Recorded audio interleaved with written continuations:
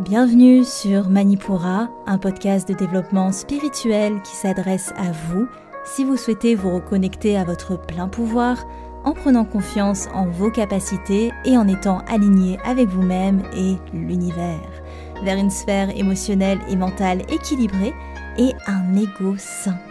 Je suis Amba, énergéticienne, tarot, astrologue, et ma mission est de vous aider à développer toutes les ressources déjà en vous. À travers des outils comme l'énergétique, l'astrologie et la cartomancie, mon objectif est de vous rendre acteur de votre mieux-être et indépendant sur le chemin de votre spiritualité. Je vous souhaite une excellente écoute. Bonjour à tous et bienvenue dans ce 100e épisode du podcast Manipura. Alors, évidemment, il fallait faire quelque chose d'un petit peu spécial pour fêter ça. Et je me suis dit que Manipura, c'est une aventure qu'on vit tous ensemble. Et c'était pour moi logique de vous faire intervenir pour ce 100e épisode, faire intervenir les abonnés du podcast pour avoir un autre son de cloche, ou en tout cas d'autres réalités, confronter des avis différents, confronter d'autres manières de vivre une spiritualité. Donc j'ai invité pour ce 100e épisode 3 abonnés qui me font le plaisir de converser avec moi dans cet épisode spécial. En tout cas, j'espère que ça vous plaira, c'est un peu plus léger, c'est une discussion vraiment à cœur ouvert et on va dire autour d'une table. Voilà, c'est un petit peu ce mood-là. Petite discussion qu'on pourrait avoir entre amis ou avec des personnes autour de la spiritualité. En tout cas, c'est ce que j'ai voulu retranscrire. Et j'espère que vous passerez un excellent moment avec nous. Je vous laisse sans plus attendre avec ce 100e épisode. Donc bonjour à tous, bienvenue sur le podcast, je suis ravie de vous accueillir. Alors déjà, on a Pierre aujourd'hui avec nous qui est praticien hygiéniste et du coup, de ce que tu as pu me dire, c'est qu'à travers des méthodes naturelles et sacrées, tu conseilles les personnes qui souhaitent aller vers une transition alimentaire, végétale, vivante et tu as plein d'autres cordes à ton arc dont l'énergétique. Donc bienvenue à toi Pierre. Merci de m'accueillir dans ce podcast. Pour ton 100e anniversaire en plus, enfin ton 100e podcast. Mon 100e anniversaire. 100e anniversaire, t'as 100 ans. Je me souhaite ça. Mais voilà. En tout cas, je suis ravi d'être là. Merci de nous faire l'honneur d'être présent. Le premier homme sur le podcast, il faut un petit peu varier, ça fait du bien quand même dans cet univers de femmes. Ensuite, on a Alexia qui est avec nous. Donc, Alexia, tu as créé le studio Libra, qui est un studio créatif et d'expérience et qui fait de l'accompagnement avec des connaissances, des outils artistiques. Et tu aides tout un chacun à apporter de la bienveillance dans le rôle que l'on se porte et aussi de révéler qui l'on est. Donc, merci à toi d'être ici. Bienvenue, Alexia. Merci pour l'invitation et puis ravie de participer à cette discussion et d'être sur le podcast de l'autre côté. C'est ça, trop bien. Et ensuite, on a évidemment Marion, qui est thérapeute en soins énergétiques sur Bordeaux et aussi à distance. Bonjour Marion, bienvenue. Bonjour Amba et merci de m'accueillir. Je suis trop contente de partager ce moment avec vous. Je vous ai accueilli aujourd'hui pour ce 100e épisode pour savoir un petit peu justement comment vous vivez votre spiritualité dans vos vies tout simplement, dans vos aléas, dans vos pratiques. Ça m'intéresse aussi d'avoir d'autres points de vue justement pour que les gens n'aient pas juste le mien, juste ma vision, etc., etc. Donc la première question que j'avais envie de vous poser, on va commencer peut-être par Alexia, allez, et puis par vous tous après. Comment la spiritualité est entrée dans ta vie, Alexia ? J'y réfléchissais justement pour le podcast et je pense que déjà ma maman m'a beaucoup aidée à ça, à être en connexion avec moi en fait et ce que je voulais faire.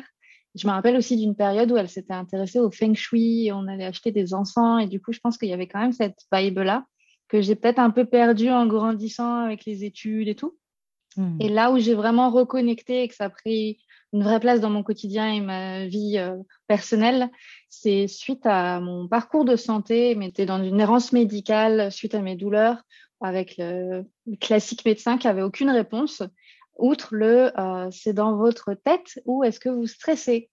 Et du coup, à partir de là, je me suis beaucoup intéressée à plein de pratiques alternatives et à essayer du coup moi d'aller mieux et aussi de me reconnecter en fait à mon corps, à ce qu'il me disait, à comment en prendre soin autrement que par le médical et mon esprit.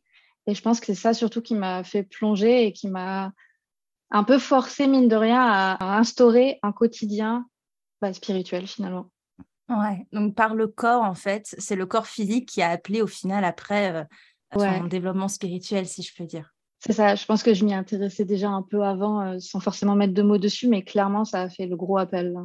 Ouais, mais souvent il faut, alors soit c'est des déclics, soit ça s'installe doucement, mais parfois effectivement quand on a ce regard qui est posé un petit peu sur la santé, on essaie de trouver des méthodes alternatives, des choses, donc c'est un des moyens qu'on retrouve assez régulièrement de personnes Ouais. qui entament un cheminement spirituel. Ok, et toi Pierre, du coup, comment c'est arrivé à toi tous ces domaines spirituels? Alors moi, ça va faire depuis la naissance de ma fille que j'ai commencé déjà à prendre soin de moi, à avoir une autre vision des choses aussi, pour donner de bonnes choses à ma fille dans un but déjà principal. Et après, c'est venu à moi, tout seul, naturellement. Et je me suis rendu compte que, en me reconnectant à ça, que j'avais déjà cette fibre-là au travers de ce que mes grands-parents m'avaient enseigné, parce que j'avais un grand-père qui était très connecté à son... Enfin, très connecté, qui était beaucoup, qui avait la main verte et qui était beaucoup dans son jardin, avec ses bêtes, avec ses animaux. Il était tout le temps dehors, en train de, voilà, dans la forêt, dans la nature. Et voilà, on le voyait le matin et le soir à la maison et c'est tout, quoi. Et après, en fait, par la suite de ça, peu avant le confinement, j'ai commencé à changer mon alimentation, à passer vers du 100% végétal et vivant. Et c'est là où j'ai vraiment eu le déclic de dire, ah ouais, non, mais il y a d'autres choses. Et à la suite de ça, j'ai rencontré un chaman qui m'a fait faire des expériences extraordinaires, mais qui m'a fait passer plein de dogmes, plein de limites dans ma tête. Après, à la suite du ça, je me suis retrouvé au pied du Mont Blanc, à 2600 mètres d'altitude, dans un lac gelé, à être comme ça dedans et à dire mais j'ai pas froid, je comprends pas. Bah voilà, toute la sphère spirituelle elle a commencé à s'ancrer là et après c'est venu en mode grosse explosion entre guillemets mentale et puis j'ai restructuré ça depuis et maintenant je baigne dedans quoi. Je vis avec ça, je baigne dedans, mais tout en restant humain et être dans du concret et dans ce qui se passe aussi dans la vie de tous les jours, quoi. Parce qu'on peut pas toujours...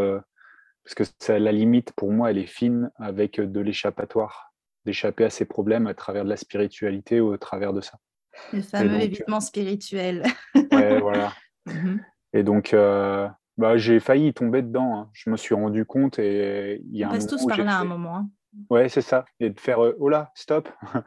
Et qu'est-ce qui se passe? Et de revenir un petit peu plus ancré. C'est là où, quand j'ai rencontré justement un prêtre druide qui m'a beaucoup aidé et qui continue à m'aider beaucoup là-dessus, justement, à revenir dans du concret, à travailler avec la forêt, à travailler avec les plantes, mais voilà, de façon concrète aussi. Il y a le spirituel, il y a des effets aussi qui peuvent être antéogènes ou autres, mais on n'a pas forcément besoin de tout le temps de ça. Et moi, je tends justement à le prouver qu'on peut au travers de tout ça. Et en plus, c'est des méthodes qui sont ancestrales et qui sont utilisées depuis des millions d'années, même là, au travers des pratiques que je fais pour moi personnellement, du Qigong ou du Tai Chi, on se rend compte que l'énergie, elle est, voilà, eux, ils ont développé cette énergie-là dans le corps et ils ont compris aussi, après, le spirituel, mais grâce au mouvement, grâce au corps, comme vous disiez tout à l'heure, quoi.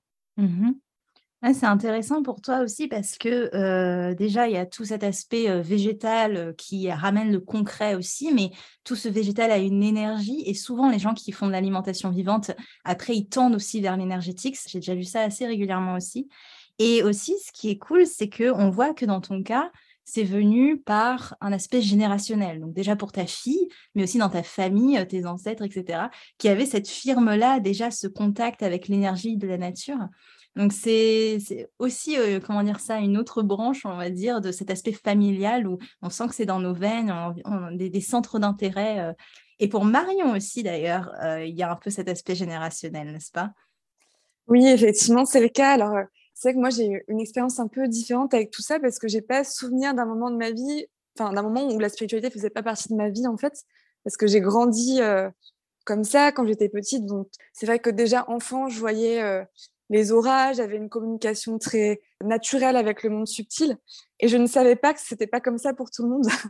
Du coup, pour moi, c'était plus pour moi, c'était un peu le chemin inverse au final. Je savais que ça existait et j'ai eu plus de mal à prendre conscience d'une réalité concrète et corporelle. Donc oui, c'est vrai que pour moi, c'était un chemin un peu différent. Genre, je m'en suis éloignée, un peu comme disait Alexia d'ailleurs à l'adolescence, au moment aussi où je pense on doit se construire un peu socialement. Je me suis éloignée de cette partie de moi pour me construire sur d'autres plans, j'imagine. Et en fait, tout est revenu progressivement, vraiment dans la douceur. Mon évolution spirituelle, elle se fait vraiment globalement plutôt dans la douceur. Tout est revenu, j'ai recommencé à voir un peu les auras, j'ai recommencé à me connecter à mon âme, en fait, et à l'âme des autres, du coup, et du vivant, en fait, de tout ce qui est vivant. Ouais, donc ça s'est passé comme ça pour moi, je crois. Et effectivement, comme tu l'as dit, c'est familial aussi. C'est vrai que je viens d'une famille qui est très, très ouverte sur ces questions-là. Mes deux parents, d'une façon, on va dire, spéciale chacun, sont ouverts sur ces questions. Et après, il y a quand même eu un élément, je pense, qui m'a permis de maintenir dans l'enfance ma connexion, là peut-être où beaucoup d'enfants la perdent. Peut-être qu'on est tous comme j'étais moi quand on était petit, j'en sais rien du tout. Mais ce qui a permis, je pense, de maintenir ça, c'est que j'ai subi un gros choc émotionnel. J'ai connu un deuil à un âge, enfin, très jeune âge. Donc, je pense que ça m'a poussé, la vie m'a poussé à conserver ce lien avec le monde subtil, en fait. Ouais, le deuil agit comme un déclic avec le subtil pour te connecter à ça. Je pense que c'était plus comme une continuité qu'un déclic parce que j'étais déjà comme ça avant. Ouais. Je me souviens que j'étais déjà comme ça avant.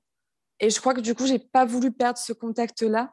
Et ça a permis à cette réalité de continuer à en être une pour moi, en fait. D'accord, je pense. Okay. Tu parles, du coup, c'est hyper intéressant parce que tu évoques une évolution spirituelle qui est du coup assez douce. Voilà, c'est dans une continuité. Est-ce que pour Pierre ou pour Alexia, vous le ressentez comme ça ou pas? Est-ce que c'est doux? Est-ce que c'est saccadé? Est-ce que c'est par des épreuves? Comment vous le ressentez? Pierre, peut-être? C'est cyclique, c'est-à-dire que ça passe par des phases où, parce que moi, pour ce que je vis aussi au travers de mes expériences personnelles ou autres, il y a des phases où je vais être dans de l'observation, voir ce qui se passe. Après, justement, aller en profondeur dans ce qui se passe, et dans ces méandres, on va dire, un petit peu, et ça commence à monter en intensité. Et quand j'ai commencé à comprendre des choses, pouf, ça revient à une norme, en fait. Et j'ai l'impression que ça fait un peu comme des phases lunaires, en fait, un peu, voilà. Des fois, je dis à ma femme, ouais, c'est bon, j'ai mes règles. Et puis, pour rigoler, mais c'est totalement ça en plus. C'est que moi, je commence à prendre conscience aussi que les hommes ont aussi ces phases-là avec les cycles. Il y a des moments où c'est très perturbant, mais sauf que avec la société, tout ce qui s'est mis en place, l'homme s'est déconnecté de tout ça, de sa sensibilité, de son côté féminin.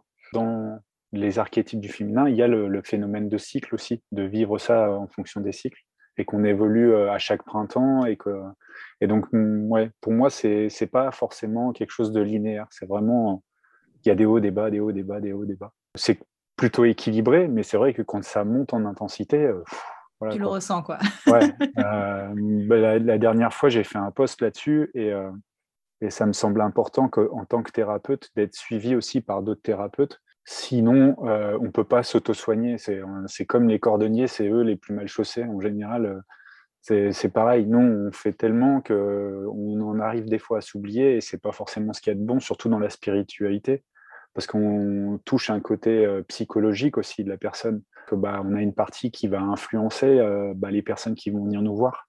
Et donc, on a intérêt quand même, pour moi, ma part, je parle, je me mets ça en point d'ordre, d'être régulier, et d'aller prendre soin de moi aussi spirituellement, et pas que d'aller prendre un sauna ou un hammam et dire c'est bon, j'ai pris soin de moi, quoi. Ouais. Quand on entend beaucoup de choses de nos consultants ou autres, il y a des fois où on peut prendre des choses, on se dit waouh, c'est chaud. Voilà, et puis ça peut faire refléter des choses dans nos vies, ça peut faire remonter des choses de nos vies aussi passées ou autres, et pas que dans des passés lointains, ça peut être des passés de notre vie actuelle, quoi. Et donc c'est vrai que ça fait du bien quand même d'en parler à des personnes, et ça nous permet d'être dans une stabilité, justement, même dans ces cycles, d'avoir, pour moi, ça me permet justement de pas, si je viens à monter trop haut, je sais que je vais pouvoir réguler assez rapidement, parce que je suis aussi un process aussi pour moi personnellement. Ouais. Donc ouais, on voit, je trouve ça bien parce qu'effectivement les hommes on voit que, comment dire ça, l'expression sur la spiritualité s'ouvre aussi et il y a ce masculin sacré qui revient sur le devant de la scène un petit peu parce que c'est vrai que les hommes se réapproprient un cheminement spirituel cyclique comme tu l'as si bien dit. Je me demandais aussi pour toi Alexia, ce que disait Pierre, ça le reflète aussi sur ton parcours. Pour toi, le soin a été obligatoire pour toi dans ton parcours. Donc, tu as été obligé de toujours refléter avec peut-être des thérapeutes ou peut-être avec des soignants. Je pense que ça t'a amené à chercher pas mal de réponses aussi sur ce qui t'arrivait, non? Sur le point de vue physique. Ouais. Donc, est-ce que ça a été par des épreuves? Est-ce que ça a été cyclique? Comment ça s'est passé pour toi? Moi, je l'ai trouvé du coup ni doux, ni cyclique, mais challengeant en fait, un peu en dualité, peut-être un peu plus en funambule, avec la même action, suivant le point de vue ou l'état dans lequel tu es au moment présent, ça peut être super positif comme super négatif. Et je pense que c'est un peu plus ça parce que, comme tu dis, par exemple, j'ai été énormément accompagnée, genre vraiment. Tu mets déjà du tien, genre pour réussir à aller voir un médecin, savoir lequel bon médecin il faut aller, pouvoir faire le point sur toi, comment tu te sens, ton parcours. Et suivant si tu as une personne en face qui t'accueille bien ou qui fait de la maltraitance médicale, tu ressors complètement différemment. Et toi-même, du coup, c'est ça, en fait, tu te prends des épreuves où là, à nouveau, en fait, c'est ton rapport à toi, ta connexion. Comment est-ce que tu arrives à réagir à ça? Et là où, du coup, la spiritualité peut soit t'ancrer, soit faire un échappatoire, soit tu la lâches complètement parce que tu n'as plus d'énergie pour ça, en fait. Et c'est plus un côté funambule où, OK, où est-ce que je me situe? Comment est-ce que j'utilise cette multitude d'outils que je connais? Lequel est à utiliser? Est-ce que je retourne voir des médecins et me faire accompagner? Est-ce que c'est moi qui dois me reconnecter à moi? Est-ce que c'est un rapport au corps? Est-ce que c'est un rapport au psychisme? Est-ce que je dois apprendre plus? C'est vraiment ce côté plus un peu quête. Et je pense que l'état où je suis actuellement, c'est de comprendre qu'il n'y a pas de réponse.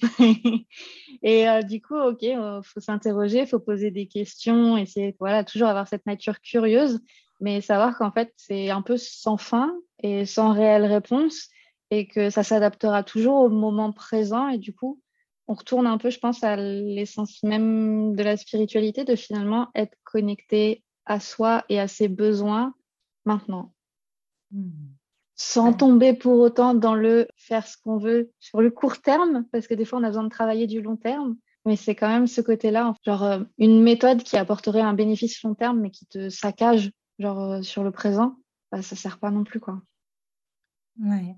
C'est vrai qu'on est perdu, je pense, au début par la multitude d'outils. Il y a cette quête de sens aussi, comme tu le dis si bien, qui s'éveille pour beaucoup de gens et c'est pour ça qu'ils entament un cheminement spirituel. Comment vous vous placez dans cette quête de sens? Qu'est-ce qui vous aide? Qu'est-ce qui vous drive? Là, tu disais ce retour à soi. Qu'est-ce que vous avez appris en chemin qui vous aide un petit peu là-dedans? Ouais. Moi, ce que j'ai appris, c'est d'avoir un point d'ancrage, quelque chose qui a à quoi se rattacher. Et donc, une routine, quelque chose à mettre en place où on sait que ça bougera pas. Parce que moi, je me rends compte de plus en plus que l'être humain, il a besoin de limites. Le fait qu'il s'ouvre à la spiritualité, il augmente ses limites.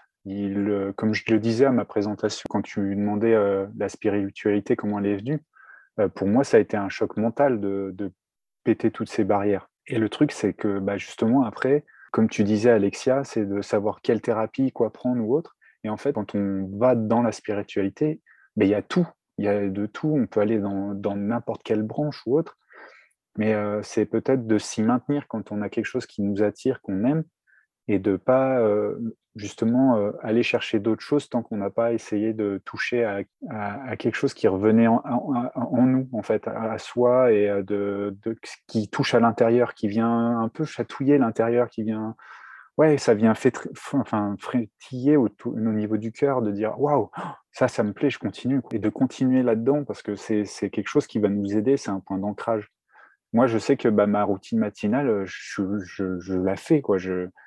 Et c'est pas, même si le matin, je suis la tête comme ça dans le pâté ou autre, j'en fais quand même un minimum parce que c'est ça qui va me maintenir aussi une stabilité et de me permettre de continuer la journée ou d'aller vraiment, de pas perdre le fil conducteur de ce que je fais, en fait. C'est surtout ça. Pour ma part, c'est ça, quoi. C'est vraiment de se maintenir à cette routine et de pas se dérouter à dire, parce que c'est tellement facile. Je discutais avec un ami la dernière fois où les gens, on est dans une société où on consomme, mais on ne prend pas le temps de digérer aussi et d'ingérer ce qu'on prend. Et du coup, on est dans une surconsommation de formation et on se retrouve avec des gens qui font de la spiritualité et ils vont avoir un CV de 3 pages. Et on leur dit, mais vous avez appris quoi de tout ça? Bah, je sais pas, parce qu'il faut que je fasse encore une formation pour apprendre. Ok, je comprends pas le but, en fait. Alors qu'ils ont tout en eux, mais sauf qu'ils sont obligés d'aller les chercher à l'extérieur pour comprendre ça. Et du coup, c'est une surconsommation, consommation, et c'est devenu un business pour certains. Et donc, c'est vrai que c'est très difficile aussi pour les personnes qui rentrent dans la spiritualité. Moi, ça a été mon cas de trouver les bonnes personnes, de trouver le truc. Mais après, je me suis fait confiance aussi à moi-même parce que on a cet instinct de dire oh, je vais peut-être me faire couillonner là, en fait, dans cette histoire. Et ça m'est Il y a un arrivé. petit peu de tout, hein. C'est vrai Voilà. que ça, c'est clair et net. Et il faut faire effectivement ce gap entre connaissance et intégration. Il est hyper important. Je sais que pour toi, Marion, par exemple, tu es hyper curieuse. Tu gardes dans ta pratique des choses assez simples. Tu vas droit au but. Tu essaies de ne pas t'éparpiller, en fait. Je sais que les gens qui s'éparpillent, pour toi, c'est un petit système d'alarme qui résonne. Ça peut arriver, ouais. En fait, oui, moi, je me suis formée à différentes choses. C'est vrai que ça vient toujours nourrir ma pratique de cœur qui est énergétique. J'ai pas eu envie de trop diversifier mon offre. J'ai préféré l'enrichir. Ça, c'est une chose. Et après, je suis curieuse de tester des méthodes et tout ça, oui. Après, curieuse, par exemple, de tout ce qui va être contenu autour de la spiritualité, en fait, assez peu. Je consomme peu de contenu autour de la spiritualité. Je lis très, très peu de livres là-dessus. Je lis des livres, mais pas ça. Pas du tout sur ces sujets-là. Parce qu'en fait, je trouve que c'est quelque chose qui se vit. Pour moi, il y a toujours En fait, c'est pour ça que moi, j'aime beaucoup ton approche en bas. D'ailleurs, je crois que c'est le seul podcast sur la spiritualité que j'écoute, c'est le tien. Parce qu'il y a toujours cet équilibre entre, OK, comment ça se passe et puis comment on le vit, après comment on l'applique. Mais ouais, sinon, c'est vrai que oui, je suis curieuse, mais par exemple, il y a des gens qui me disent, ah, t'es passionnée de spiritualité? Non, pas du tout. Je suis absolument pas passionnée de ce sujet. Je vis ce sujet dans ma vie. Et pour moi, ça fait partie du reste. Mais est-ce que parce que tu fais du sport, t'es passionnée de corps, par exemple? C'est pas exactement ça, en fait. C'est juste que ça fait partie de ma vie, quoi. C'est plus ça, ouais. Du coup, je me demande, la petite colle que je vous pose, quel précepte spirituel accompagne votre quotidien, ou vous motive au quotidien, ou c'est vraiment le truc auquel vous vous rattachez, si je peux dire, ou qui vous aide? La colle. Vous n'avez pas les images, moi je les ai, mais... Tu nous vois tous avec le filet de bave, là, en train de faire... Non, moi je pense que je l'ai. Je sais même, quand tu as posé la question tout à l'heure, Pierre a répondu. Moi, c'est ça que je pensais répondre. Pour moi, c'est la foi. C'est la foi depuis toujours. J'ai une foi tellement forte et je sais pas si c'est un précepte spirituel, la foi, mais c'est ce qui fait tenir sur la longueur et c'est ce qui permet de vivre les expériences vraiment en profondeur parce que t'as cette espèce de confiance dans ce qui est en train de se passer et que tout se passe pour une raison. Ça te ramène à ce sentiment de connexion. Je pense que si globalement, on vit une époque difficile et je pense qu'on sait qu'il y a énormément de maladies de plus en plus qui se développent autour du stress et tout ça. Et c'est pour ça que nos métiers à nous sont importants. Mais je pense que c'est beaucoup parce que, de par le fait qu'il y a eu un éloignement qui était, je pense, assez justifié à l'époque où c'est arrivé, des religions, il y a eu en même temps un éloignement de la foi, alors qu'en fait, c'est pas les mêmes choses, d'après moi. Mais ouais, je pense que si le précepte qui vraiment guide ma pratique et mon appréhension de la spiritualité au quotidien, c'est vraiment la foi, c'est vraiment le fait d'avoir confiance dans la vie et d'avoir cette certitude qu'il y a quelque chose de plus grand. Waouh. Ah oh. Tellement. Voilà, tout est dit. Et pour vous, qu'est-ce qui vous drive? Est-ce que c'est la même chose? Est-ce que c'est un système de croyance qui est là et qui vous aide au quotidien? Moi, presque c'est l'inverse. C'est ce que tu viens de finir, Marion, sur le côté quelque chose de plus grand.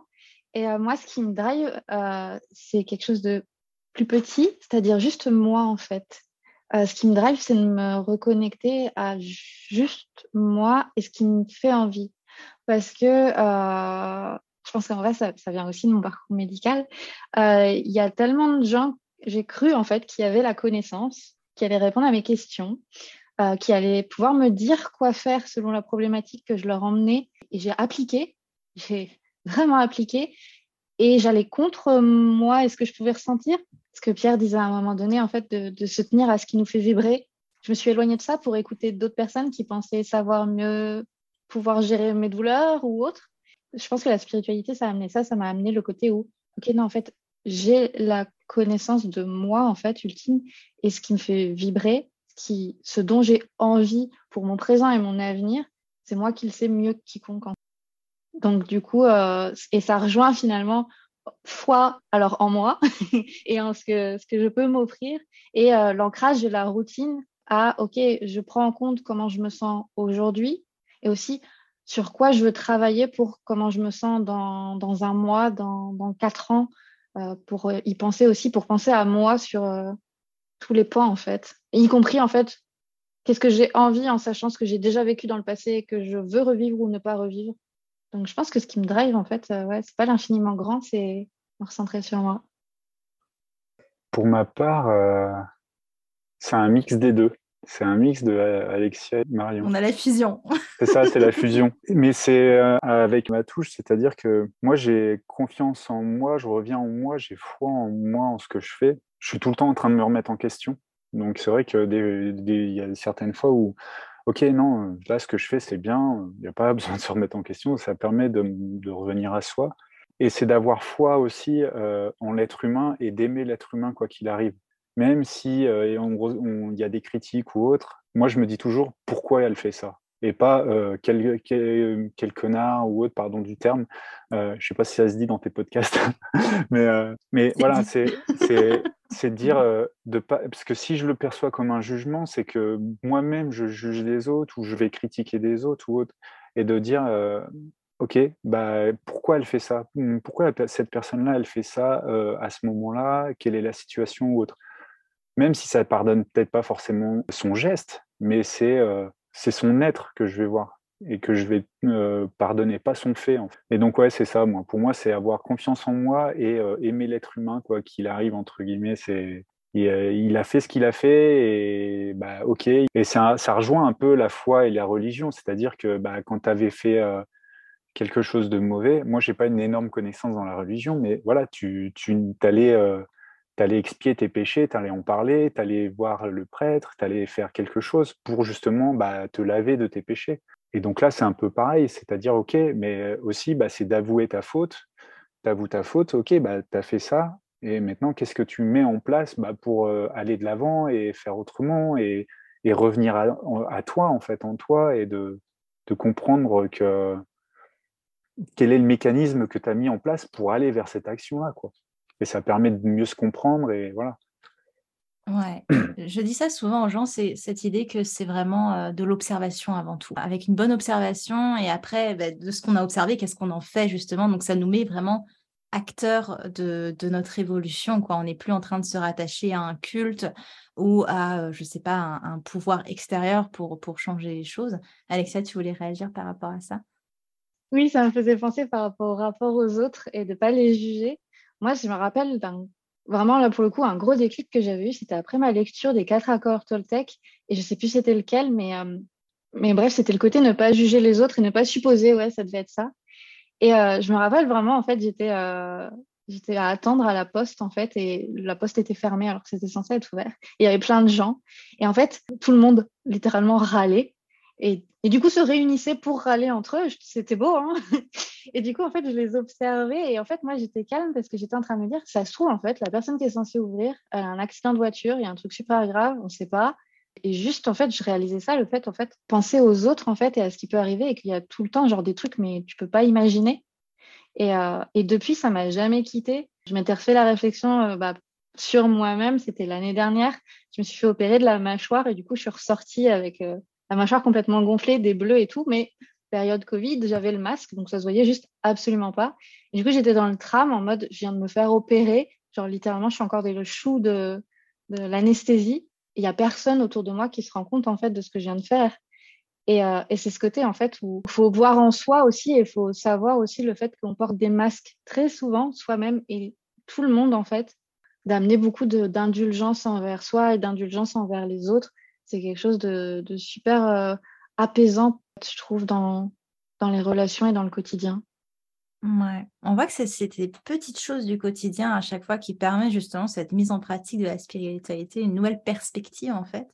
Toi, Marion, qu'est-ce que ça t'a appris, ton cheminement spirituel? Donc là, on parle d'indulgence, par exemple. Pour toi, qu'est-ce que ça serait? Je pense que c'est le lâcher prise. Je pense que clairement, c'était mon gros défi. En tout cas, c'est un des gros défis de cette vie-là que je vis. La résistance, pas le désaccord, hein, je dis bien la résistance face aux événements, au flot de la vie, en fait, n'a jamais fait de bien. En tout cas, moi, ne m'a jamais fait de bien.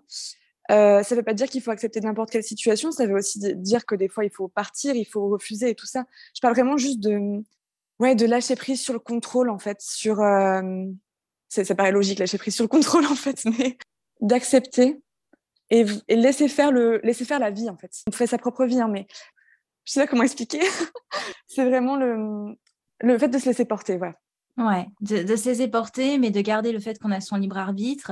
Bien Et sûr. aussi, la différence aussi notable, je pense que tu as appris en chemin, c'est qu'effectivement, quand on commence tout juste son cheminement spirituel, on se dit, lâcher prise, donc il faut que je sois dans l'acceptation, etc. Et après, c'est vrai que, je sais que tu en as fait l'expérience toi aussi, mais on commence à faire la différence entre une acceptation qui est très passive, genre j'accepte tout ce qui m'arrive, s'il n'y a pas de souci, et l'acceptation en mode, ok, j'accepte la condition, mais je reprends le pouvoir sur ce qui me dérange, en fait, tout simplement.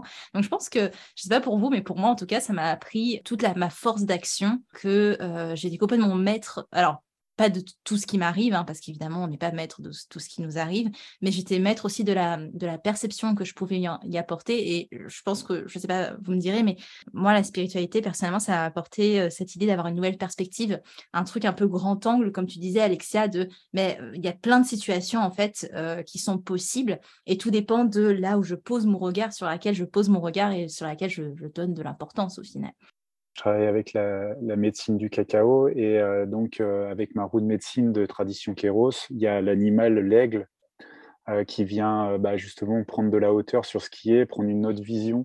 Et en fait, ça fait partie du cycle aussi, c'est-à-dire que tu t'intègres, mais il y a des moments aussi où tu vas prendre de la hauteur sur ce qui est pour avoir justement un autre angle, une autre vision et de voir plus haut, les choses de plus haut, en fait. Tu vois. Et je trouve ça super intéressant parce que du coup, ça fait des liens par rapport à tout ce qui se passe ou autre. C'est vraiment intéressant ce que vous dites sur le lâcher prise et sur le fait d'avoir le libre arbitre sur certaines choses de sa vie. Ouais. Moi, je l'ai intégré un petit peu sur certaines choses, mais il y a d'autres choses où je sais que je n'ai pas du tout le contrôle et que c'est OK. Et c'est ce que je dis, par exemple, à des personnes, c'est que demain, il y a une voiture qui va me percuter. Je n'aurai pas le contrôle là-dessus, quoi. Donc, je ne peux pas contrôler ma vie. Je peux juste faire au mieux pour qu'elle se passe le mieux possible de jour en jour, quoi. Et, c'est déjà ça, quoi. Non, mais c'est vrai, c'est vraiment cette perspective-là. Et tu parlais, je rebondis là-dessus, des outils, et notamment du cacao. Alors, on en parlait aussi avec Marion, parce que je sais que ça t'intéressait, ce genre de choses, et on en fait aussi en retraite de yoga. Je me demandais quels sont les outils. C'est pour aussi que les gens voient une multitude de choses de possibles. Quels outils ont vraiment été... Enfin, quel outil, allez, soyons catégoriques, a été un game changer pour vous, ou vous a vraiment aidé dans votre connaissance de vous-même, etc., etc. Alors moi, j'en aurais deux, mais bon, je vais en dire qu'un, c'est la respiration. Ouais. La base, les gens, la respiration. Et ça me fait rire à chaque fois que j'en parle à mes consultants, c'est que je leur dis, mais il faut respirer. Moyen me dit, mais je respire. Mais ouais, mais respire, je vais t'apprendre à respirer d'une autre façon et tu vas comprendre ce que c'est respirer réellement. Parce que c'est soit elles sont au niveau de la cage thoracique, la respiration, soit au niveau du ventre, mais jamais au niveau du muscle du diaphragme qui est là pour ça, quoi. Et quand tu commences à faire jouer ça et que tu leur expliques que le diaphragme, il va venir aussi appuyer sur le foie, sur tes organes, faire un nettoyage aussi énergétique et donc te permettre de libérer certaines émotions, ils te regardent avec des grands yeux et puis quand ils font une semaine de respiration avec une certaine façon de faire, et puis qu'ils arrivent à la fin de la semaine, qu'ils disent mais ça fait 2 jours que je pleure après la respiration, je comprends pas pourquoi. Je dis oui, mais c'est normal, c'est pas grave, laisse faire, libère. Je pense que tu me rejoindras, Marion, hein, là-dessus, c'est avec ce que tu fais en yoga. Tu fais du yoga, hein, c'est ça? Ouais. Non, Marion, par contre, alors pour sauter là-dessus, elle vient de finir une formation de pranayama. Donc peut-être que tu peux nous parler de respiration. Oui, du coup, c'est vrai que je pensais parler de respiration aussi, mais bon, Pierre, tu l'as tellement bien dit que ça n'a pas d'intérêt. Ça a toujours d'intérêt. Si, vas-y. Non, mais c'est vrai que je pensais effectivement à la conscience du souffle. C'est vrai que c'est un outil formidable, mais du coup, je peux parler d'autres choses. Je pensais à la méditation. Alors, ça va paraître un peu basique, voilà. Ouais, c'est vrai, t'as raison. Revenir aux bases, c'est vraiment important. C'est vraiment important. Je pense la méditation, c'est un outil qui m'a fait tellement, tellement grandir dans ma connaissance de moi. C'est ça la question, hein. C'était par rapport à la connaissance de soi. Créer ce temps et cet espace en méditant, pour moi, c'est à ce moment-là que tu peux laisser l'âme émerger, en fait, et prendre sa place et prendre contact avec les autres parties de toi qui sont tout aussi importantes. Mais là, il y a un dialogue qui s'instaure. Et je pense que sans ces temps-là, alors il y a plein de façons de méditer différentes, hein, mais sans un temps de méditation, je vois mal comment mon âme pourrait trouver de l'espace pour s'exprimer autant. C'est le rapport à la présence, quoi. Et vous voyez, pour ceux qui nous écoutent, c'est hyper simple, en fait. On a le souffle, la méditation qui ramène la présence. Enfin, les deux ramènent de la présence. Donc, c'est des outils qui sont très simples, qui ne coûtent rien et qui peuvent être installés au quotidien. Évidemment, ce qui peut aider, c'est bon, là, c'est l'âme de thérapeute qui parle, c'est d'adapter à vous. C'est-à-dire que pas tout le monde n'est fait pour une méditation statique, par exemple, mais ça, c'est d'autres histoires. Et toi, Alexia, quel est l'outil qui t'a vraiment permis un peu plus de connaissance de toi? Je cherchais parce que tu me connais, moi je suis très multi-outils. Et c'est vrai qu'en entendant les réponses, je me faisais justement la réflexion en mode bah ouais, forcément respirer, ça m'a aidé. Ouais, méditer aussi. Mais c'est pas fluide pour moi. C'est pas encore ancré correctement. Je pense que ça aussi, c'est un truc qui est important, c'est que on met des fois du temps à ancrer des choses simples à faire parce que ça peut être compliqué à les mettre en place. Et du coup, je pense que moi, un outil finalement qui m'a énormément aidé dans la connaissance de moi et l'évolution, alors c'est le journaling et surtout les bilans annuels en fait que je fais vraiment. Et j'ai développé un petit peu, non? Ou pas, ouais. Et j'ai vraiment développé au fil des années une méthode de bilan annuel qui me correspond du coup, parce que c'est vrai que j'expliquais le fait que moi, un leitmotiv, c'est le fait, ok, je fais ce que j'ai envie au quotidien, mais j'ai une très mauvaise mémoire et du coup, je ne me rends pas compte de tout ce que j'accomplis et de comment j'évolue. Et du coup, ces bilans-là me permettent de réaliser, ah ouais, je comprends un peu pourquoi je suis sur les rotules. Mon année, elle n'était pas facile quand même et j'ai réussi à faire tout ça. Et du coup, ça ramène l'indulgence dont on parlait précédemment. Et je pense que ouais, l'écrit-thérapie j'écris aussi, je fais du journaling du coup régulièrement dans le quotidien. Mais du coup, cette phase de bilan, elle m'apporte énormément en fait. Ça permet de t'inscrire dans une temporalité, je pense, et ça t'aide à être beaucoup plus présente, qualitativement parlant, et de se dire waouh, mais en fait, ouais, comme tu dis, j'ai fait tout ça. Il y a 7 mois d'avant, 7 mois futurs, peut-être que j'aimerais bien développer, mais là, pour l'instant, j'ai tout ce pouvoir personnel qui se développe dans ce présent, et c'est hyper puissant, quoi.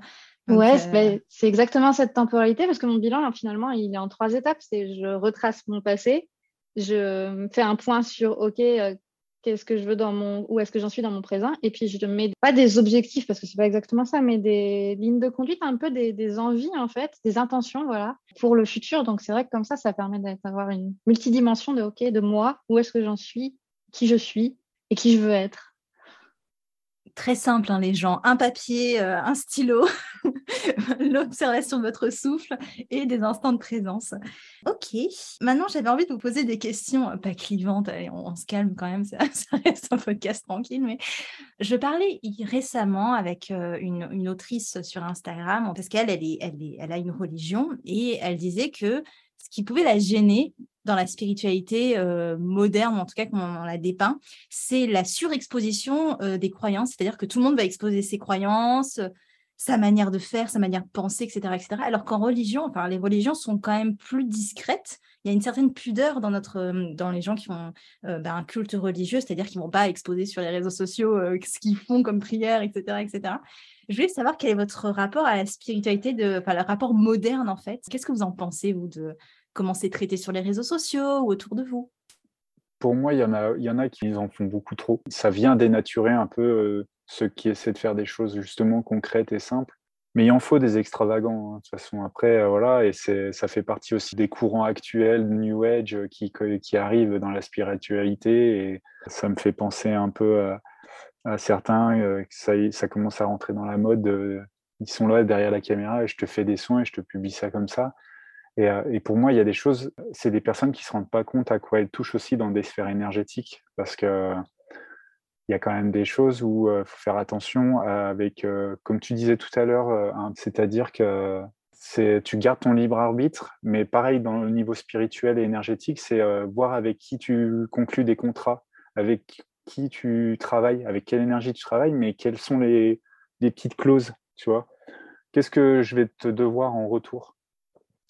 Et il y en a, ils font parce que c'est tout beau, c'est tout rose, et puis derrière, ils se prennent des targets derrière. Donc, pour moi, je sais que j'expose certaines choses, mais je reste très discret aussi sur plein de choses, parce qu'il y a des choses aussi qui, par exemple, les cérémonies, je vais prendre une photo du début et peut-être de la fin, mais pas pendant. Pour moi, ça me paraît logique que moi, en tant que maître de cérémonie qui tient un cercle, il faut que je sois à 100% disponible pour les personnes. Je ne peux pas m'amuser à prendre des photos à droite, à gauche, parce que du coup, ça me désoriente et je suis en train de penser à dire je veux récolter des gemmes plutôt que d'essayer de me concentrer sur ce que la personne veut. Et c'est ce qui se passe en Amazonie ou autre. Les chamans viennent à faire du business de ça et ils sont plus disponibles pour les personnes. Par exemple, je parle de l'ayahuasca pour l'avoir vécu et le chaman disait nous, on est là, il faut qu'on soit là à 100%. Même si eux, ils prennent le breuvage, ils sont là à 100% et ils ont encore 2 autres personnes qui viennent les soutenir. Et il y a un suivi psychologique avant, pendant et après. Pour moi, c'est tout à fait normal de faire ça. Donc c'est vrai que de tout ce qui se passe un peu en ce moment j'y prête pas forcément attention, je le prends plus à la rigolade, comme certains humoristes ont tendance à le faire. Je sais plus son nom, il y en a un, et il m'a fait trop rire. Il avait allongé son ami sur la table et puis il lui passait le balai. Vas-y, je te fais un frottage énergétique. Après, il lui prenait 2 aubergines, il lui tapait sur la tête en hurlant avec une coiffe d'Indien sur la tête. J'enverrai la vidéo. Je la mettrai dans la description de l'épisode pour ceux qui veulent le voir. Alors. Mais c'est juste magique, cet humoriste. Bon, après, voilà, ça en devient lourd à la longue, mais c'est vrai qu'il y a des fois, ça fait du bien, ça te fait permettre de redescendre. Ça dédramatise un petit peu. Ça dédramatise aussi et dire, ouais, ok. Mais il y a eu cette tendance aussi Après, j'arrête de prendre la parole parce que... Et il y a eu cette tendance il y avait des Amérindiens qui sont venus et quand il y avait des reporters qui leur demandaient mais pourquoi vous avez toutes ces coiffes et autres, il dit mais c'est pour vous les Occidentaux, hein, parce que sinon vous ne nous croyez pas si on arrive en tenue normale quand vous faites de l'énergétique.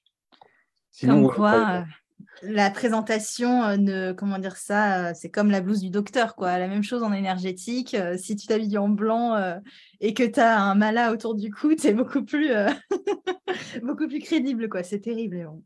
C'est ça. Moi, les gens, quand je les fais aller en nature et qu'ils me disent mais c'est tout ce qu'on va faire, ouais, on va s'asseoir, on va discuter, puis on va voir ce qui se passe. Et c'est bien assez. Pour moi, c'est pas l'objet qui va faire la personne, quoi. Et il y a beaucoup de personnes qui se relient, comme tu as dit, à la blouse du médecin ou autre. C'est des petites choses parfois qui suffisent à faire des déclics. Il n'y a pas besoin de grand-chose, quoi. Et du coup, pour vous, les filles, quel est votre rapport à la spiritualité moderne? C'est vrai que le subtil, parfois, donne un peu ce côté non-droit. C'est-à-dire que c'est subtil, donc on ne peut pas tout vérifier, donc on peut tout faire passer. Quel est votre rapport par rapport à ça? Effectivement, alors je trouvais que c'était très intéressant la notion d'intimité qu'a soulevée la jeune femme avec qui tu as discuté, l'autrice dont tu parlais, avec qui tu as discuté. Il y avait cette notion un peu de discrétion dans les rituels et tout ça. Effectivement, je pense que c'est quelque chose, la spiritualité, qui se vit tellement de façon intime que rien de ce qu'on peut voir sur Instagram ne sera le reflet réel de l'expérience qui se passe à l'intérieur de la personne au moment où elle la vit. Et c'est pour ça, Pierre, je te rejoins entièrement sur la mise en scène des cérémonies, tout ça, et je comprends que tu n'aies pas envie de rentrer là-dedans, parce que voilà, des choses très simples et très fortes ne sont pas forcément visibles et ne sont pas forcément possibles à transmettre par des images, des photos ou des vidéos. Moi, je sais que ce qui me dérange un petit peu dans la spiritualité moderne, en tout cas ce qu'on voit beaucoup passer, notamment sur Instagram. Il y a eu un mouvement, là je ne sais pas trop si vous avez un peu vu ça, de beaucoup de personnes qui disaient comme une espèce de coming out, je suis spirituelle. Je suis spirituelle, c'est vraiment cette idée de je suis spirituelle, comme si quelqu'un pouvait ne pas l'être, et moi c'est ça qui me dérange. Ouais, une revendication. Et c'est ça qui me dérange un petit peu. Je me dis, évidemment que tu es spirituelle, oui, tout le monde est spirituel. En fait, être spirituel, ça veut juste dire avoir un esprit, tout le monde a une âme. Et je pense que c'est bien de revenir à la base de la définition de la spiritualité. Et du fait d'être spirituel, ça veut juste dire avoir un esprit. Et oui, bien sûr, tu as un esprit.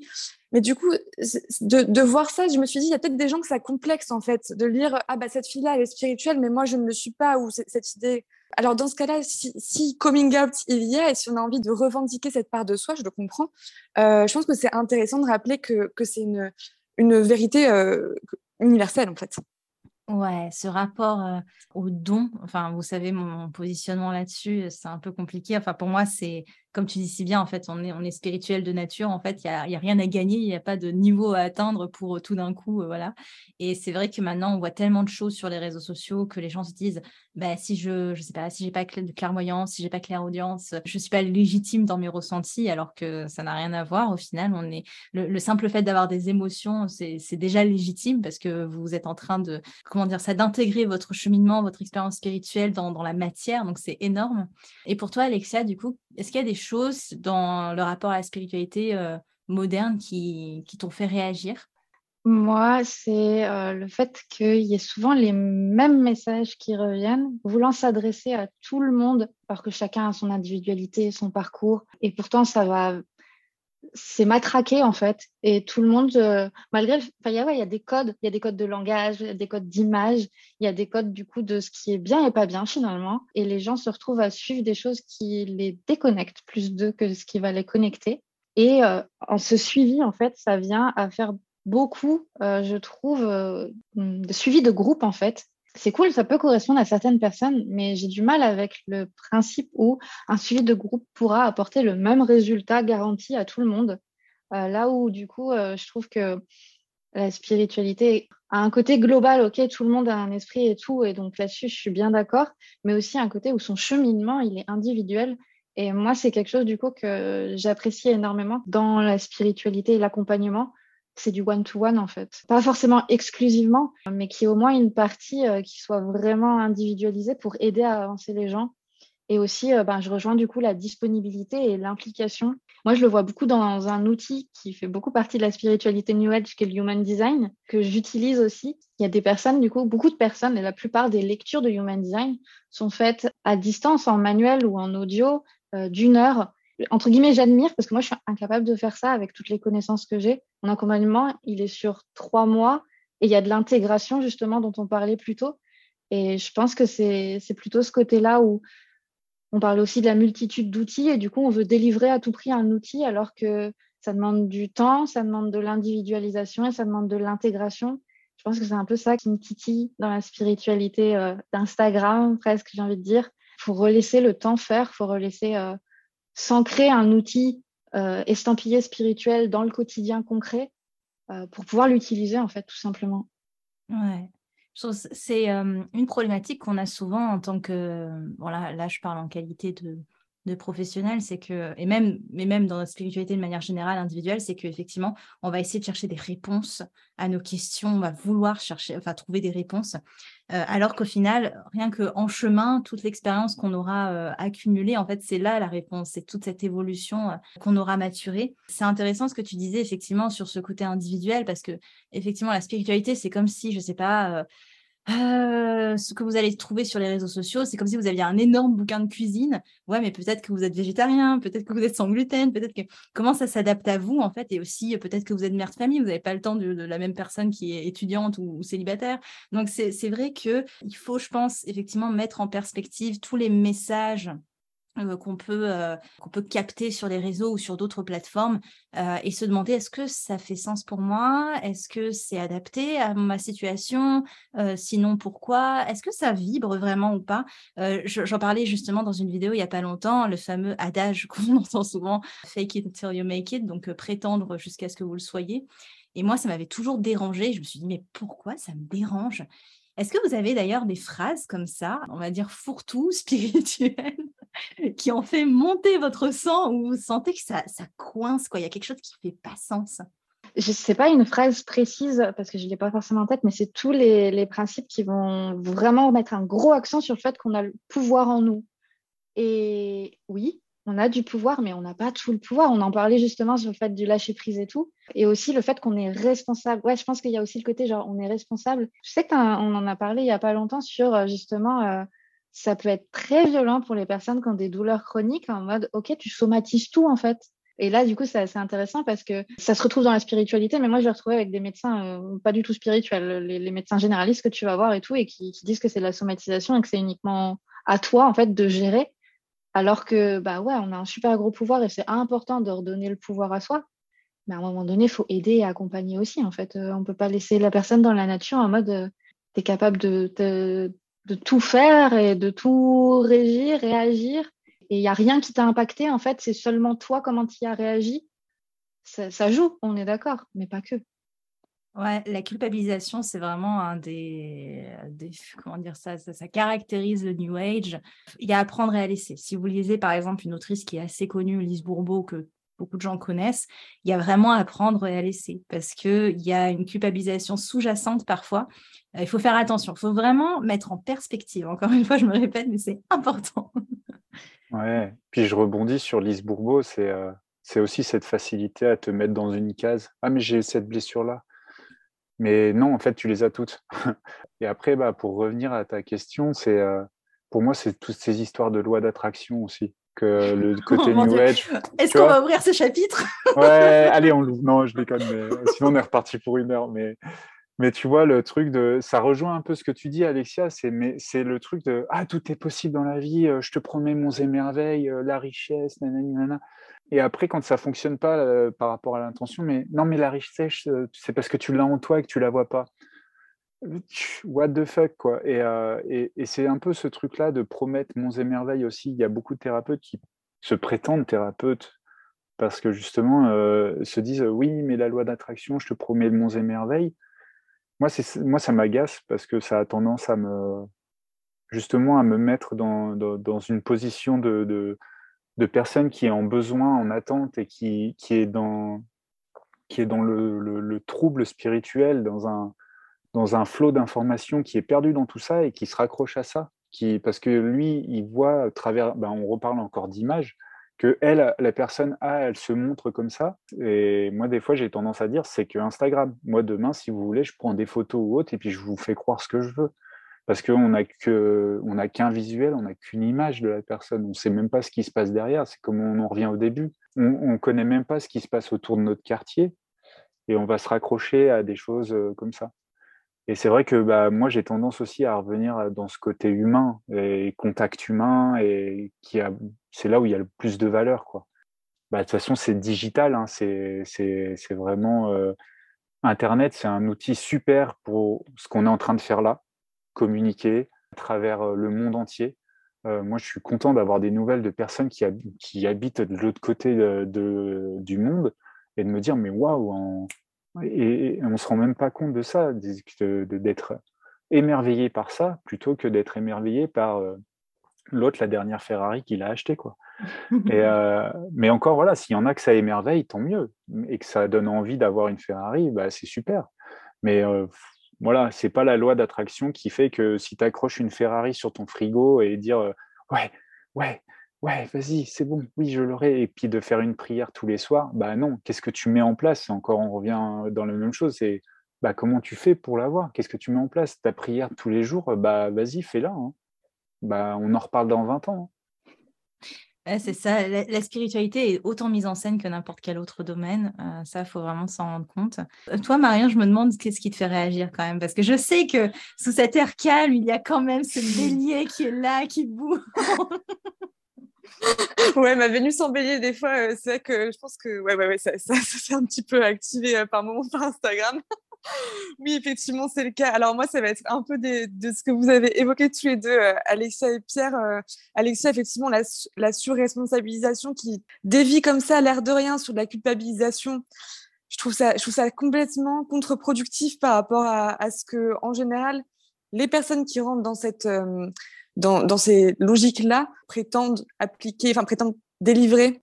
Donc ça, c'est un truc qui m'énerve un petit peu. Et aussi, pareil, tout ce qui va être loi de l'attraction, c'est pareil, je trouve ça hyper culpabilisant très souvent. En fait, moi, il y a eu un moment où j'ai eu cette espèce de saturation, parce que je voyais beaucoup de trucs de trucs comme ça passer sur Instagram et sur les réseaux de façon générale. Et en fait, je me disais, mais en gros, on dit, si tu es dans la joie, tu vas attirer à toi des situations joyeuses.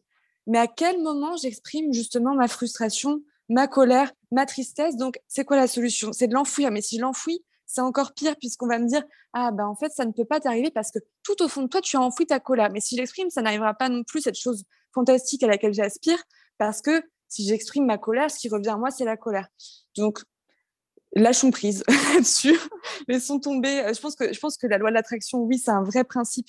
Je pense juste qu'il est massacré quotidiennement sur les réseaux et par totalement. malheureusement plein d'auteurs. Ouais, je crois que c'est Totalement, ça. Et moi aussi, totalement. c'est un peu ça qui m'énerve. Et l'autre chose qui m'énerve, ça, j'en ai parlé juste avant, c'est effectivement des personnes qui vont établir des hiérarchies entre des personnes qui seraient plus ou moins spirituelles les unes par rapport aux autres, alors qu'encore une fois, pour moi, tout le monde l'est et tout le monde a une âme à la même mesure. Effectivement, on est plus ou moins connecté à cette partie de nous, mais ça veut pas dire, enfin, il n'y a pas de hiérarchie, en fait, d'après moi. Ouais. Ça me fait penser, en fait, finalement, le problème global, j'ai l'impression, dans la spiritualité et New Age et les trucs qu'on a, c'est que au lieu d'être présent et d'essayer d'aider à résoudre des problèmes, ils vont venir mettre le doigt sur les problèmes parce que du coup, ils ont des choses à vendre.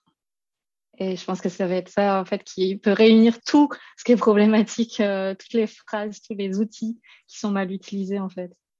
Totalement. Ça reste un business pour certaines personnes, faut pas l'oublier. Ok, je voulais vous poser une question maintenant. Ça n'a rien à voir, je n'ai pas de pont pour ça, excusez-moi, mais qui est un petit peu difficile peut-être aussi, je ne sais pas trop. Au point, comment dire ça, le monde qui nous entoure est assez difficile. Hein. On a eu pas mal de crises, que ce soit sanitaires, mais aussi avec les guerres et même les injustices, l'économie, bref, toutes ces choses très tangibles. Comment la spiritualité vous aide au quotidien, mais même d'une manière plus globale, à relativiser, je ne sais pas si relativiser est le bon mot, mais ça vous aide à trouver un peu de paix aussi dans votre incarnation? De prendre de la hauteur sur ça et d'avoir une vision d'ensemble sur ce qui se passe. Et tu parlais d'émotions, Marion, et j'ai beaucoup appris de Franck Lobvé, je ne sais pas si tu connais ou vous connaissez. Pour lui, il dit quand ça vient toucher, par exemple, des choses sur des médias ou autres, c'est que tu as des mémoires à libérer ou s'il y a des choses qui te touchent par rapport… Par exemple, moi qui ai ma fille, si je vois des actes de violence à la télé par rapport à des enfants ou autres, ça va me serrer, ça va m'agacer. Aussi de me dire, ok, je me laisse traverser par ça et de dire, je suis pas content. Ouais, je suis pas content parce que je vois ça. Et pas de dire, non, mais moi je suis spirituel, je suis au-dessus de tout ça, je suis un esprit libre. En aucun cas, en fait. Et voilà, c'est ça, des petites ailes d'ange. Mais pas d'aller dans un extrême de colère ou de manifester contre quelque chose. C'est-à-dire que ça me touche ou ça me déclenche quelque chose en moi, cette action-là. Pour moi, si je suis en guerre ou en lutte contre quelque chose, en fait, c'est pour mon propre bien ou pour ma défense. Et je suis en train de recréer une guerre sur une guerre qui existe déjà.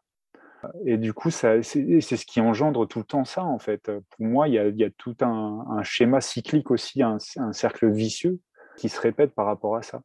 Et pour moi, la spiritualité, elle m'aide beaucoup là-dessus, c'est que je me laisse traverser par ce qui se passe au niveau de mon émotion, mais je ne vais pas aller manifester contre les autres, parce que ça se trouve, je ne vais pas manifester contre la bonne personne déjà, en général. C'est pas le petit postier du coin qui est pour quelque chose parce qu'il est en retard et que j'ai vu la guerre à la télé, ça y est, vu que je suis énervé, je vais m'en prendre contre lui, le premier venu. Et puis revenir à dire, de toute façon, c'est la guerre. Et pour moi, c'est vraiment cette idée de prendre de la hauteur, mais sans m'en dissocier, sans me couper de tout. De plus en plus, je reviens à ça, de dire, parce qu'il y a beaucoup de personnes qui disent, ouais, je me coupe de tout, la télé, les infos et tout. Moi, je me tiens quand même au courant un peu, un minimum. Je suis pas tout le temps collé sur les informations, mais je suis l'actualité. Parce que, en plus, on est en contact avec des humains, des personnes qui suivent l'actualité, qui sont tracassées aussi par tout ça. Si on ne connaît pas ce qui se passe, on ne sait pas ce qui se passe, comment on peut aider les autres? C'est comme dans tout ce qu'on fait, en fait. Si on ne connaît pas notre milieu ou si on connaît comment on peut les aider, en fait. C'est ça, c'est un truc qui est hyper important qui me titillait aussi beaucoup au début de mon cheminement, c'est-à-dire que le rejet de ce que les gens appellent la 3D, en clair c'est le monde tangible, hein, parce qu'on est spirituel, dans la 5D, comme on l'appelle, on est incarné, on est un être spirituel incarné. Si on est incarné, c'est pas pour faire abstraction de la réalité. Et ce que tu disais aussi, c'était intéressant dans le fait que quand le Covid est apparu, j'ai vu qu'il y avait des rassemblements qui se mettaient en place pour prier contre le Covid, donc pour l'éradiquer. Et comme tu disais, de faire la guerre contre quelque chose, de lutter contre quelque chose, ben en fait, on lui donne du pouvoir. Donc, c'est cette idée de à quoi je veux donner mon pouvoir. C'est ça qui est intéressant, je pense, en tout cas. C'est le principe des égrégores. Exactement, ouais, En tout à fait, fait. pour moi, c'est quand tu luttes contre une égrégore, elle est contente. Ben, vas-y, continue parce que tu penses qu'à moi et tu penses pas à ce qui se passe autour après. C'est ça, on lui donne du poids, quoi. Voilà, tu vois. Mhm. Et pour vous, les filles, qu'est-ce qui vous aide un petit peu à appréhender le monde en ce moment avec tout ce qui se passe dans votre spiritualité notamment? Pour moi, je sens que je manque de maturité pour répondre vraiment à cette question et donner peut-être des outils fantastiques aux personnes qui nous écoutent. Donc, Y excusez-moi a-t-il de une juste vous dire réponse et des ce que outils je fais. fantastiques? Je sais pas, mais on fait ce qu'on Non, peut. mais c'est voilà, c'est ça. Je vais vous dire comment je vis les choses. Et encore une fois, c'est peut-être que j'aurai une réponse entièrement différente plus tard. Mais là où j'en suis, quand je me sens perdue par les événements, face aux événements extérieurs, que ce soit à petite échelle, dans un cercle proche ou un cercle plus éloigné, j'ai toujours la même méthode. C'est que je prie pour que mes paroles, mes pensées, mes actions me permettent de jouer mon rôle dans ce qui est en train de se passer. Et c'est là qu'on revient au lâcher prise. Et ensuite, je laisse la vie se faire, mais je demande à être cette personne qui ira dans le sens du rôle que j'ai à jouer, tout simplement. C'est beau d'être dans son alignement, en fait, pour aider la planète à s'aligner d'une certaine manière. J'adore. Waouh. Bah, tu vois, simple et efficace, quoi. Enfin, il y a tout, quoi. J'ai envie de dire. Et pour toi, Alexia, qu'est-ce que ce serait? Ouais, je réfléchissais et je me rappelle en fait d'une période où j'étais vraiment ultra investie et sur quasiment tous les domaines en fait de la société. Je voulais apprendre, je voulais comprendre, je voulais être alliée et j'allais aussi à des conférences et autres. Et je me rappelle d'une conférence, un bout de conférence qui m'a énormément marquée où la personne expliquait que c'était sur le climat, je crois, et que il y avait plusieurs types d'actions et types de personnes, ça va rejoindre Marion du coup, sur comment militer en fait.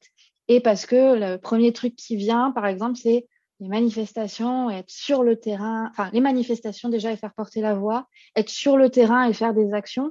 Et il expliquait que ouais, c'est des trucs, mais il n'y a pas que ça. Il y a, par exemple, contribuer à petite échelle comme lui, là il est en train de faire une conférence pour éduquer les gens, c'est le cas. Éduquer, connaître, c'est d'autres places qui a lieu.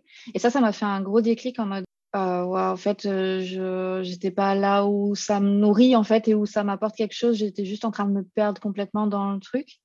Et l'autre déclic que j'avais eu, c'était avec mon conjoint actuel. Et du coup, je pense que c'est sa vision aussi qui m'a apporté, où j'ai découvert une personne qui était très alerte du monde, sans que le monde devienne son identité. Je sais pas si ça fait sens. Mais qui arrivait en fait à être lui et à être serein et à savoir en fait, ok, il y a des trucs sur lesquels je peux pas agir en fait et choisir ses combats parce qu'on peut pas être partout. Et je pense que c'est ces deux choses. Ok, j'ai mes talents personnels et du coup autant investir sur mes talents pour aider. Plus, je peux pas être partout, je peux pas faire tous les combats, je peux pas être parfaite sur tous les points parce que sinon c'est moi en fait que je mets en dernier. Du coup, c'est ces deux choses-là qui m'ont vraiment fait déclic. Et aujourd'hui, je ressens plus du tout. Avant, je pouvais avoir la connaissance de ce qui se passe dans la société et j'étais vraiment, sincèrement, énormément en colère. Et genre, si je le racontais à quelqu'un, je m'excitais en mode c'est pas tolérable, machin et tout. Et je voulais absolument convaincre à tout prix et que rallier les gens. Enfin, c'était un peu insupportable. Aujourd'hui, en fait, j'ai plus du tout ces vagues de colère. J'ai toujours ces mêmes sentiments en mode, ok, je suis pas d'accord, ça me convient pas, mais du coup, je reviens, ok, qu'est-ce que je peux faire? Et est-ce que en fait, je veux faire quelque chose déjà moi par rapport à ça? Et qu'est-ce que je peux faire après? Mhm. Ça me fait penser à ce que tu dis, à ce que fait alors Amel, si tu passes par là, Amel qui tient le podcast de Inner Journey. Et ce qui est bien avec elle, c'est qu'elle va voyager dans plein de pays qui normalement est un petit peu controversés, donc les pays d'Orient, etc. Et elle va confronter sa vision occidentale à cette vision qui est complètement différente. Et en fait, ça l'oblige à confronter sa réalité, en fait, dans laquelle elle a grandi avec celle des autres et de voir que la notion de bien et de mal, elle est hyper relative en fonction de la manière dont on a grandi, la manière dont on a évolué. Et ça l'aide beaucoup à relativiser, justement, de se confronter à d'autres manières de voir les choses. Ça m'a fait penser à ça. Et comme tu dis aussi, c'est de choisir la manière, effectivement, de comment on veut changer les choses. C'est-à-dire qu'elle, ça va passer par le voyage, par le fait de s'éduquer à d'autres cultures et d'autres manières de voir les choses. Mais pour d'autres, ça va être effectivement le travail sur les émotions, le travail sur l'alignement.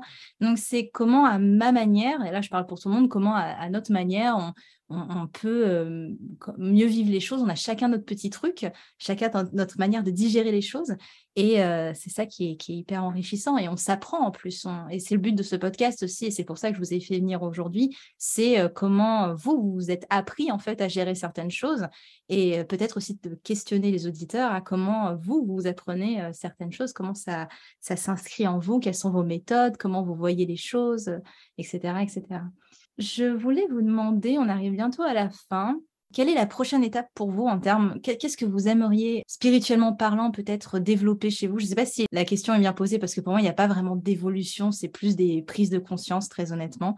Mais surtout aussi, peut-être quels conseils, qu'est-ce que vous aimeriez en fait partager aux gens, tout simplement, qui écoutent ce podcast et qui se posent peut-être des questions, qui sont peut-être un petit peu perdus dans leur pratique, je ne sais pas.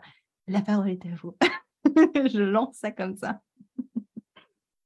Je crois que moi, j'aurais envie de vous inviter à ne pas vous comparer par rapport à ce qui se passe ailleurs. Si vous voulez vous inspirer ou prendre, je sais pas moi, des connaissances et partager des moments avec d'autres et tout ça, évidemment, c'est super, mais essayez de voir la beauté du chemin que vous parcourez parce qu'il est absolument unique. Et c'est pas parce qu'il n'y a pas eu des événements ultra marquants vu de l'extérieur sur un plan spirituel. En fait, tout ce que vous vivez, ça vient nourrir votre âme. Et donc, c'est magnifique. Et c'est pas parce que certains vous raconter ce voyage qu'ils ont fait au Pérou avec des chamans et c'est trop ouf que c'est mieux que ce que vous vivez, vous. En fait, développer la partie spirituelle, ça se fait tout le temps, en fait. Enfin, la développer. La nourrir, en tout cas, et la vivre, c'est tout le temps. C'est dans tous les moments. Et ouais, je pense que je dirais ça. Je dirais éviter de vous comparer. Je pense que ça fait plus de mal que de bien. C'est un peu un fléau, hein, parce qu'on est tellement dans un monde d'images qu'effectivement, on est toujours confronté à l'image de l'autre et c'est omniprésent. Et c'est vrai que c'est un exercice qui est simple. Enfin, c'est hyper difficile, en fait. Ouais. Faut mettre des points, il faut noter, il faut évaluer, il faut que ça aille vite. C'est pareil là, comme on disait tout à l'heure, il ne faut pas que ça prenne le temps, il faut allez, tout de suite. Tu m'as fait un soin, mais je me sens toujours pas bien. Bah oui, mais ça prend le temps. Il faut que ça rentre dans la tête aussi et dans le corps. C'est des cellules, c'est vivant. Et toi, qu'est-ce que ce serait si tu pouvais... voilà, on passe le message à ceux qui sont en train d'écouter. Qu'est-ce que tu leur dirais? Je rejoins Marion et sur ce qu'elle dit, parce que j'ai vécu tellement de choses et en étant qu'en France, que c'est d'être émerveillé de la moindre chose dans la nature ou dans ce qu'on fait, mais d'en prendre conscience. Et voilà, moi, à chaque fois que je vais dehors, je suis comme un enfant, en fait, parce que j'ai appris. C'est ma fille qui m'a beaucoup appris de choses, alors que moi, j'ai l'impression de lui avoir rien appris, en fait, depuis le début. J'ai cette impression-là, et que c'est ma fille qui m'enseigne beaucoup de choses sur la vie. Parce les enfants ont cette innocence-là et ils sont émerveillés d'un rien. La simplicité. Et de revenir à ça, observer la simplicité et d'être émerveillé des petites choses de la vie qui fait qu'après, ça devient des belles et grandes choses aussi. Moi, j'apprends beaucoup ça à mes consultants et même à moi-même déjà, principalement. Égoïstement, là, oui, à moi-même, je me l'apprends à être émerveillé de tout ça. Surtout quand j'ai des phases où ça va pas, je vais dehors, je prends l'air, qu'il pleuve, qu'il vente ou qu'il neige, je m'en fous. Et être émerveillé de ce qui se passe, observer, et de ne pas porter de jugement, en fait, sur ça. C'est ça la spiritualité, hein, c'est des petites choses au final. Encore une fois, je me souviens d'un reel que j'ai posté moi en train de danser avec mon chat. Et pour moi, ça c'était la spiritualité, quoi. Juste un moment on est dans le plein ressenti, en communion avec d'autres êtres, du coup, et on se laisse aller, et on est dans le flot de la vie, et c'est trop cool, quoi. Donc, des petites choses. J'adore ce reel. Alexia. Dès que j'entends la musique de ce reel, je repense exactement à ce moment et je sais pas Tu depuis vois de combien quel de reel je mois ça parle. fait. Ouais. Faut que j'aille le voir, ce reel. Je rejoins Marion et Pierre. Franchement, c'est des très bons conseils que du coup je vous conseille.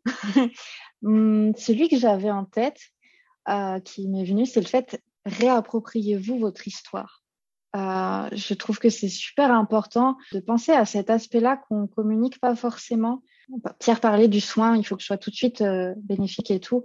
En fait, si on n'a pas le bon narratif sur son histoire, on peut dévier en fait et on peut se conter quelque chose qui, pas forcément qui est faux parce que c'est notre vérité sur le moment, mais qui nous porte préjudice, où on voit pas toutes les facettes. Et du coup, je pense que c'est super intéressant déjà soi-même des fois de se poser, je reviens à mon histoire de bilan, hein, de se poser et de réussir à voir son histoire, mais aussi, et ça peut être super intéressant via la discussion avec des gens en fait, parce que alors faut bien choisir l'entourage ou les accompagnants, mais ils peuvent nous offrir un sublime miroir sur qui l'on est en fait que nous on a un miroir tout déformé sur soi, on voit que nos défauts là. Et avoir des personnes qui nous entourent et qui vont pouvoir pour une fois, nous tendre ce miroir où ils voient nos qualités, où ils voient nos défauts, mais ils nous disent c'est OK, où ils voient aussi des liens que nous, on fait pas parce qu'on a la tête dedans et c'est une vraie pelote de laine, notre histoire, et eux, ils sont en mode attends, c'est normal que tu arrives à ce résultat, tu as vu cet événement qui a eu lieu et tout ce que tu as fait depuis. Du coup, je pense que ça, c'est vraiment quelque chose. Alors, on s'émerveille du quotidien et on se réapproprie un peu son histoire. J'adore. Quelle histoire on veut se raconter. Quelle histoire on décide de se raconter. C'est trop beau. C'est trop bien aussi cette image de quand je suis énervée ou quand j'arrive pas à gérer les choses, je dis à mon copain, mais c'est un sac de nœuds, je sais pas par où commencer. Et lui me dit, mais tire une ficelle et on verra bien ce qui se passe. J'adore. C'est ça. En plus, nous, on exprime nos problèmes là, et c'est des montagnes. Vraiment, nos problèmes, à chaque fois, on est face à une montagne. Et en fait, des fois, à parler avec quelqu'un, il va juste dire, mais t'as pas vu l'escalier? Alors, ok, il y a encore plein de marches, hein, mais au moins, tu as un escalier au lieu d'être tout seul face à ta montagne. C'est ça, c'est trop beau. Comme quoi, encore une fois, la perspective. Tout est une question de perspective. Mais en tout cas, je vous remercie. C'est passé très vite. Je ne sais pas pour vous, mais moi, je trouve que c'est passé très vite.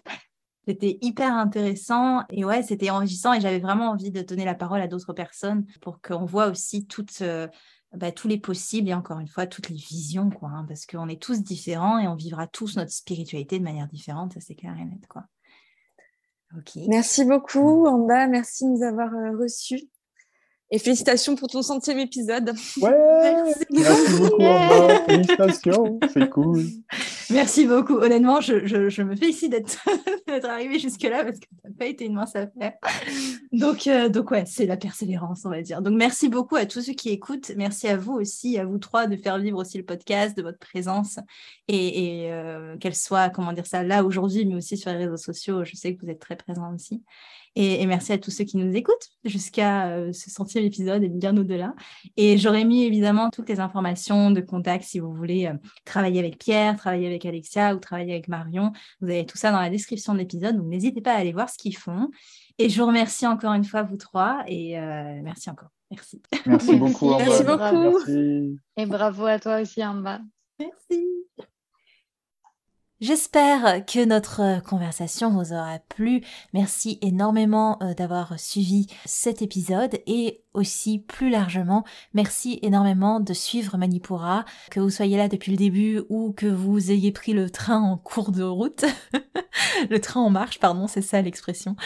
Je vous remercie beaucoup parce qu'évidemment c'est ça qui me motive à créer votre présence et votre engagement sur ce que je produis avec Manipura. J'espère pouvoir vous aider encore plus lors de cette nouvelle année passée ensemble. Évidemment, j'ai prévu plein de choses pour vous aider, pour vous accompagner, pour vous soutenir dans vos process personnels, spirituels. J'espère vraiment que vous appréciez le chemin autant que j'apprécie de vous accompagner, quelle que soit la manière. Et encore une fois, merci beaucoup de votre intérêt. et de votre soutien, tout simplement. Alors, on est parti pour une nouvelle saison, Manipura, yay! J'ai très très hâte que ça continue, tout simplement. Faites que ça continue. Très belle journée à vous, très belle soirée. C'était en bas de Manipura. À l'épisode prochain. Merci. Manipura, c'est déjà terminé pour aujourd'hui. Je vous remercie de votre écoute et si cela vous a plu, n'hésitez pas à partager et à laisser un avis sur Apple Podcast ou Spotify. Pour continuer vos explorations en cliquant sur le lien dans la description de l'épisode, vous pouvez télécharger gratuitement tous les e-books Manipura ou faire le quiz « Quel est votre guide astrologique ?» Quant à moi, je vous dis à la prochaine et surtout, prenez bien soin de vous.